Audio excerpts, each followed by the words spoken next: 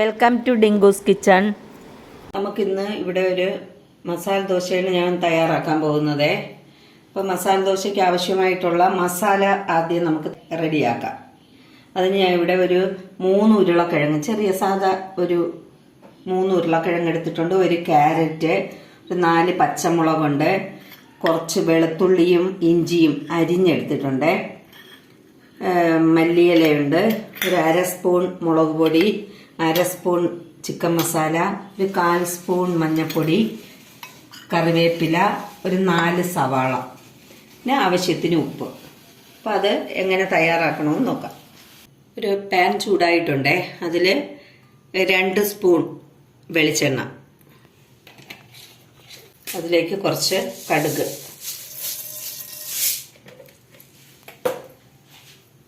ഇതിലേക്ക് കുറച്ച് ഉഴുന്ന് പരിപ്പിടുന്നുണ്ട്,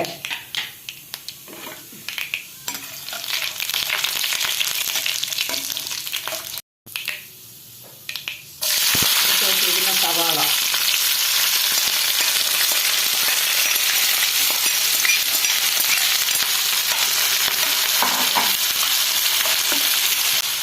ഞാനിപ്പോൾ ഇതിന് 1 സ്പൂൺ ഉപ്പ് ഇടുന്നുണ്ട്.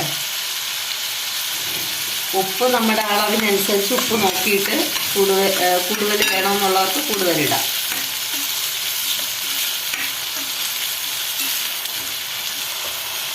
ഇഞ്ചി ഒരു 3 അല്ലി വെളുത്തുള്ളിയും ഒരു പീസ് ഇഞ്ചിയുമാണ് എടുത്തിട്ടുള്ളത്.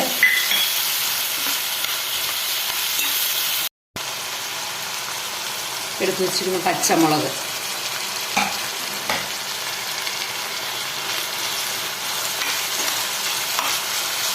കറിവേപ്പില,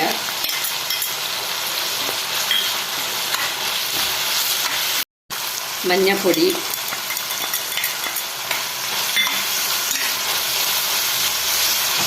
ചിക്കൻ മസാല,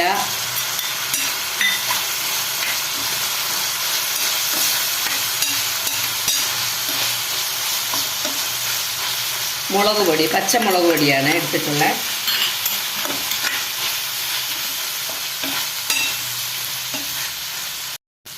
ഇനി ഉരുളക്കിഴങ്ങ്, ക്യാരറ്റ്, മല്ലിയിലയും കൂടെ ഇട്ടിട്ട് നന്നായിട്ട് ഇളക്കി ഒരു 2 മിനിറ്റ് അടച്ച് വയ്ക്കാം.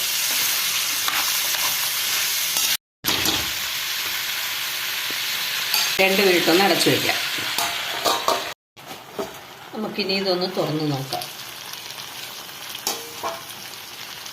ദോശയ്ക്കകത്ത് വയ്ക്കുന്ന മസാല ആയതുകൊണ്ട് ഒരുപാട് ലൂസായിട്ട് വേണ്ട. അതുകൊണ്ട് ലേശം വെള്ളം, കുറച്ച് വേവാൻ വേണ്ടി മാത്രം കുറച്ച് വെള്ളം ഒഴിച്ചാൽ മതി.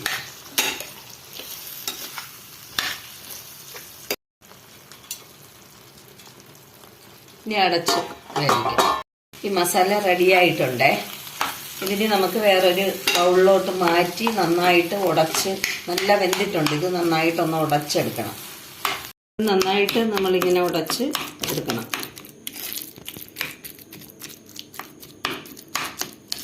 നമ്മളിപ്പോൾ ദോശക്കല്ല് ചൂടായിട്ടുണ്ടേ, അതിലേക്ക് മാവൊഴിച്ച് നന്നായിട്ട് കലക്കിയിടും.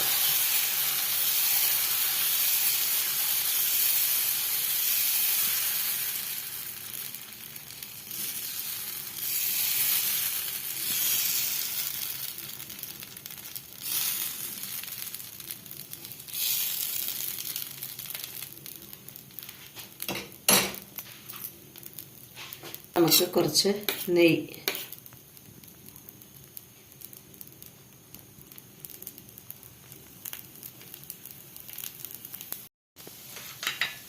അപ്പോൾ ഇനി നമുക്കിതിനകത്തോട്ട് ഫില്ലിങ്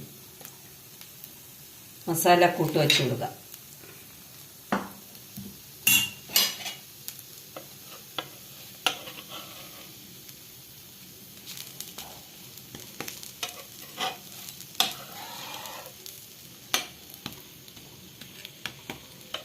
വേണമെങ്കിൽ ഇവിടെ കൂടെ ഇങ്ങനെ മടക്കി കൊടുക്കാം.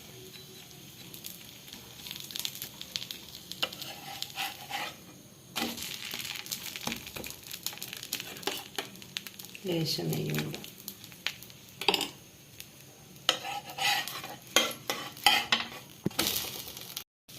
ഇനി നമുക്കൊരു പാത്രത്തിലേക്ക് മാറ്റാം.